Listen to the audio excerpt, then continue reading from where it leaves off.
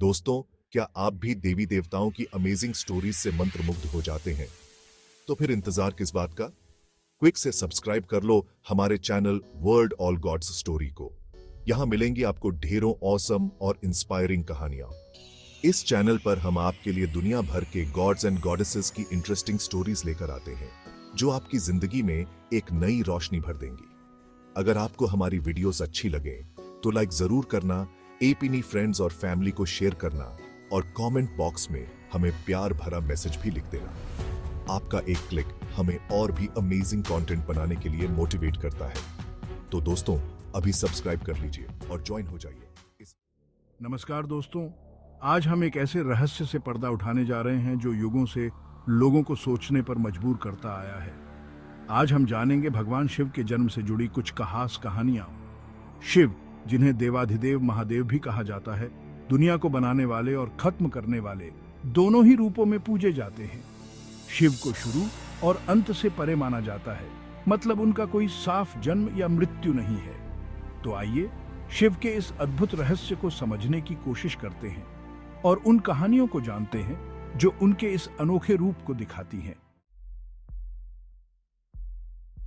हमारे धार्मिक किताबें, पुराण हमें देवी देवताओं के जीवन के बारे में बहुत सी कहानियां बताते हैं।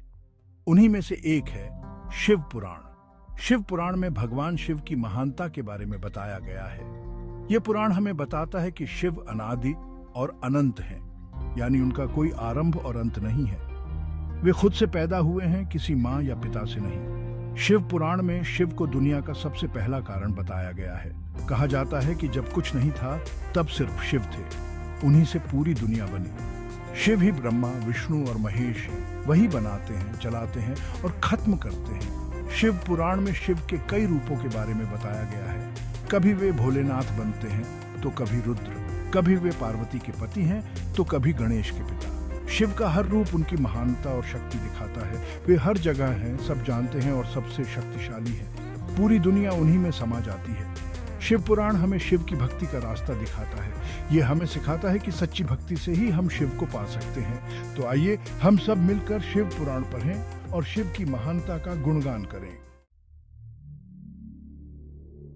सतयुग, जिसे हम स्वर्णिम युग भी कहते हैं, उस समय की बात है जब धरती पर सिर्फ धर्म था।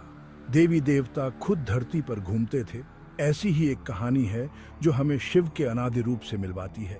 कहानी के अनुसार एक बार ब्रह्मा जी और विष्णु जी में झगड़ा हो गया कि दोनों में से बड़ा कौन है।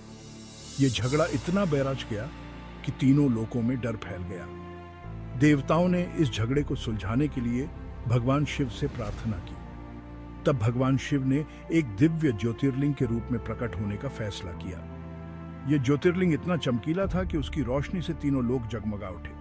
ब्रह्मा जी और विष्णु जी यह देखकर हैरान रह गए। दोनों ने सोचा कि जो इस ज्योतिर्लिंग का अंत पहले खोज लेगा वही बड़ा होगा। ब्रह्मा जी हंस पर बैठकर ऊपर गए और विष्णु जी वराह बनकर नीचे गए। हजारों सालों तक दोनों ढूंढते रहे, लेकिन उन्हें इस ज्योतिर्लिंग का न तो शुरू मिला और न ही अंत। आखिर में हार कर दोनों वापस आ गए। तभी उस ज्योतिर्लिंग से भगवान शिव प्रकट हुए। शिव ने ब्रह्मा जी और विष्णु जी को समझाया कि यह झगड़ा बेकार है। सच तो यह है कि वे दोनों ही उन्हीं से पैदा हुए हैं और उन्हीं में मिल जाएंगे। शिव ने कहा, मैं शुरू से हूं, अंत तक हूं। मेरा कोई जन्म नहीं है, न ही मौत। मैं ही सब कुछ हूं। यह सुनकर ब्रह्मा जी और विष्णु जी को अपनी गलती का एहसास हुआ। उन्होंने शिव से माफी मांगी और उनकी स्तुति की। यह कहानी हमें बताती है कि शिव सबसे शक्तिशाली हैं, शुरू से हैं और अंत तक हैं। हमें उनकी शरण में जाना चाहिए और उनकी भक्ति करनी चाहिए। चैप्टर 3, सती और पार्वती। एक अटूट बंधन। भगवान शिव और देवी पार्वती के प्यार और समर्पण की कहानी तो सबने सुनी होगी, लेकिन क्या आप जानते हैं कि यह प्रेम कहानी भी शिव के अनादि अनंत स्वरूप को दर्शाती है।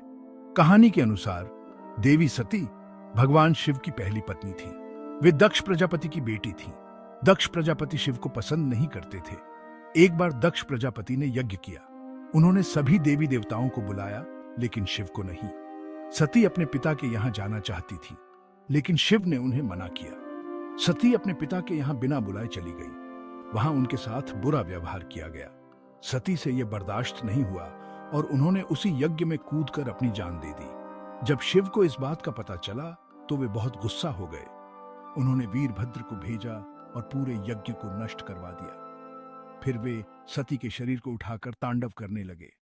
भगवान विष्णु ने शिव को शांत करने के लिए अपने सुदर्शन चक्र से सती के शरीर के टुकड़े टुकड़े कर दिए। ये टुकड़े धरती पर जहां जहां गिरे वहां वहां शक्तिपीठ बन गए। बाद में सती ने हिमालय की बेटी पार्वती के रूप में दोबारा जन्म लिया। पार्वती ने तपस्या करके शिव को खुश किया और उनसे शादी की। ये कहानी हमें बताती है कि शिव और शक्ति एक दूसरे के बिना अधूरे हैं। शिव पुरुष हैं तो शक्ति प्रकृति, इनका मिलन ही दुनिया का कारण है। ये कहानी भी शिव के अनंत रूप को दिखाती है, क्योंकि सती के जाने के बाद भी शिव तो थे ही और वे फिर से पार्वती के रूप में शक्ति से जुड़ गए। दोस्तों, इन कहानियों से पता चलता है कि शिव का जन्म किसी खास समय या जगह पर नहीं हुआ था। वे खुद से बने, शुरू और अंत से परे माने जाते हैं। धार्मिक किताबों और पुराणों में उन्हें दुनिया की शुरुआत से ही बताया गया है। शिव सिर्फ एक देवता नहीं है, बल्कि एक शक्ति है, एक चेतना है जो हमेशा से है और हमेशा रहेगी। धन्यवाद दोस्तों। अगर आपको यह वीडियो पसंद आया हो तो लाइक और सब्सक्राइब करना ना भूलें। ऐसे ही और मजेदार वीडियो देखने के लिए हमारे चैनल के साथ बने रहें।